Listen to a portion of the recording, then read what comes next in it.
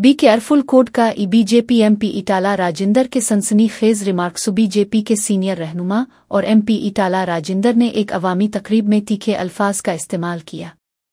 उन्होंने किसी का नाम लिए बगैर कहा बी केयरफुल कोड का, जिससे सियासी हलकों में हलचल मच गई। उनके इस बयान को रियासती सियासत में एक सख्त इंतबाह के तौर पर देखा जा रहा है। राजेंद्र ने मजीद कहा कि अवाम सब कुछ देख रहे हैं और वक्त आने पर फैसला करेंगे। उनके बयान से सियासी हरीफों पर तंज किया गया समझा जा रहा है। ये तबसरा मौजूदा हुकूमत किसी मखसूस लीडर को निशाना बनाकर किया गया हो सकता है। सोशल मीडिया पर यह क्लिप वायरल हो रहा है और अवामी रद्द अमल भी सामने आ रहा है। कई लोगों ने इसे गैर जिम्मेदाराना करार दिया, जबकि कुछ ने इसे हकायक की अक्कासी कहा। इटाला राजेंद्र पहले भी अपने बेबाक बयानात के लिए जाने जाते हैं। अब देखना यह है कि उनके इस बयान पर बीजेपी और दीगर जमातों का क्या रद्द अमल सामने आता है। రేపటి గెలుపుకు సంకేతం ఇచ్చే అడ్డ ఇలా షామిల్పేట అడ్డ.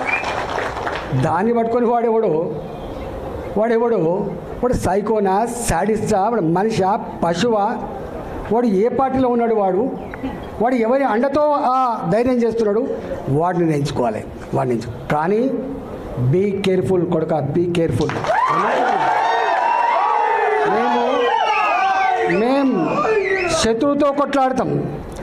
శత్రువుతో కొట్లాడతాం కానీ కడుపుల కత్తులు పెట్టుకొని కావలించుకునే సంస్కృతి మా రక్తం లేదు కొడుక, నా రక్తం లేదు.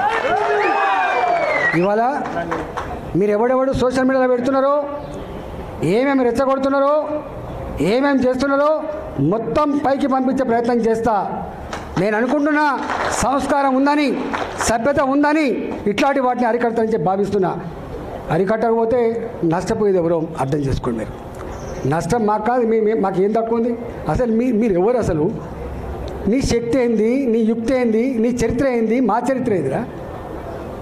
2002లో వచ్చిన నా జిల్లాకి 2 సార్లు నేను జిల్లా పార్టీ అధ్యక్షుడిగా పనిచేసిన, నేను 2 సార్లు జిల్లా మంత్రిగా పనిచేసిన, నేను